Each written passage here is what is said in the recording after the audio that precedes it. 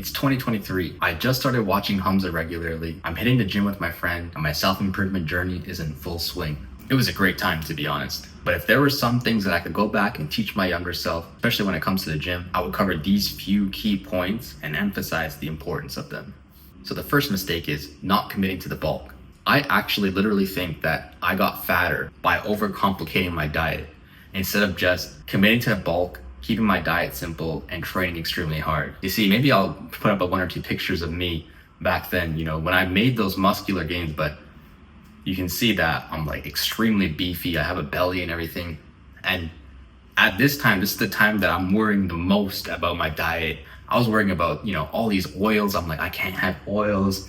I should be limiting my carbs as much as possible. I want to eat like only chicken, and like even the seasoning in the chicken has to have like limited olive oil, all of that stuff.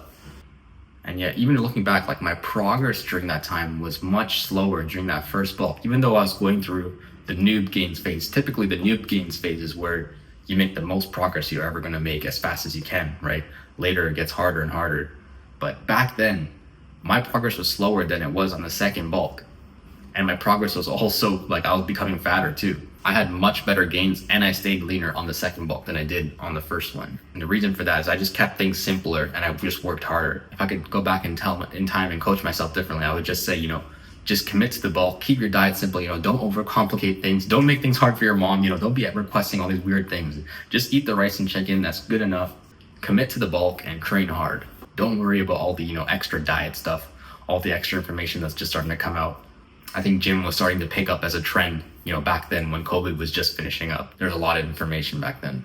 And unfortunately, I got lost in a lot of it at the time. All right, number two, the second mistake is lifting as heavy as I can, and especially going for PRs, especially with my friend back then. He really cared about the bench press.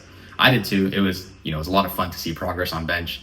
But the issue is that it led to a lot of injuries, a lot of plateaus, and a lot of issues that took a long time to resolve. There was a lot of PR attempts, a lot of trust me bros, and a lot of pain that we could have avoided if we just knew the proper thing to do, how to phase our training, the supporting exercises that also help the bench press, such as, doing your face pulls, doing other pulling movements that will support your bench press instead of only just focusing on eking out the next 5-pound PR that you can muster up. We were young and dumb. And luckily I was able to hop out of this phase a bit sooner than my friend. My friend, he continued on that. I think he still somewhat does continue on that kind of bench press kind of PR push where he just kind of ekes out the next 5 pounds. But, he suffered a lot for that. He's, dislocated his shoulder. I don't know. I'm not going to say it's because of this, but I can tell you personally for me, I had a lot of shoulder pain, a lot of joint pain back then, elbow pain. And, once I stopped benching, that's when these things started to heal and get better. And even some of them, I still deal with it a little bit to this day. But, once I started doing the right things, that's when my body started becoming more balanced, more well-rounded, and I became stronger overall and better for it. You have to realize that your 10 rep max is more important and it's just better for you compared to your 1 rep max.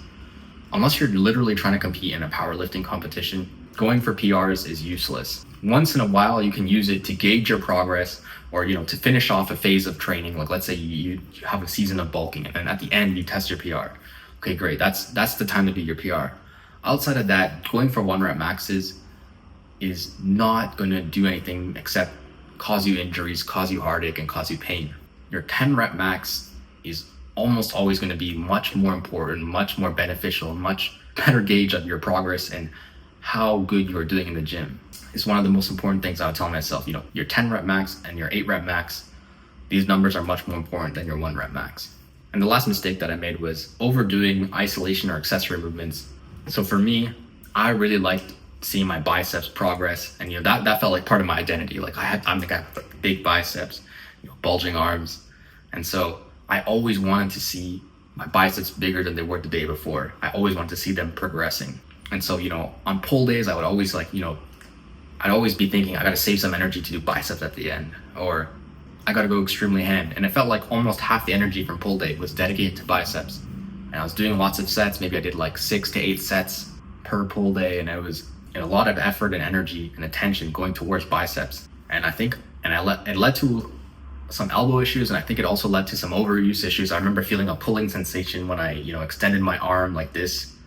I had like a pulling sensation or something's like ripping. And I realized like my arms are big enough already. I need to like balance out my body. And so, especially when it came to my second bulk, I decided to, just skip biceps completely. I don't need to do biceps. They're big enough as they are. Let me focus on compounds. And once I started doing that, putting, 60 to 80% even of my energy towards compound lifts, compound movements, big rowing movements, big pulling movements, pull-ups, pull-downs. That's when I started seeing massive gains throughout my whole body. And it was the biggest that my arms ever gotten. And I didn't even train biceps at all.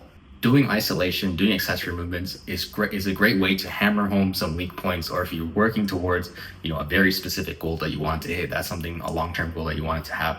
It's not good to habitually do it forever, or, for me, like in my case, you have some kind of body dysmorphia, identity crisis. You want to see your biceps, like for some reason you got to do 8 sets every pull day.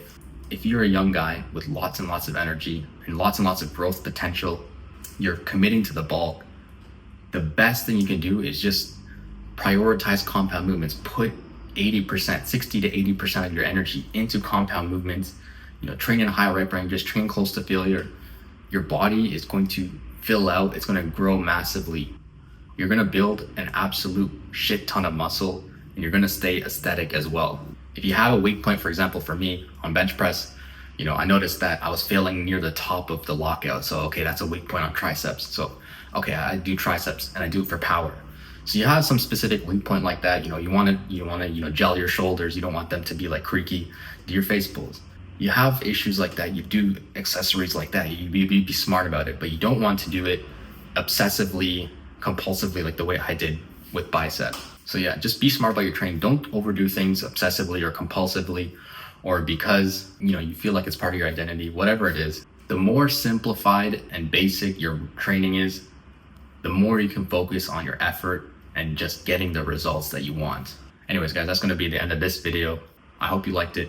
Check out the link in the description for my personal guide on how to get jacked. Like the video if you did. Subscribe if you're not already. Let me know in the comments any mistakes that you made or any questions that you have in the gym. With that being said, I'll see you guys in the next one.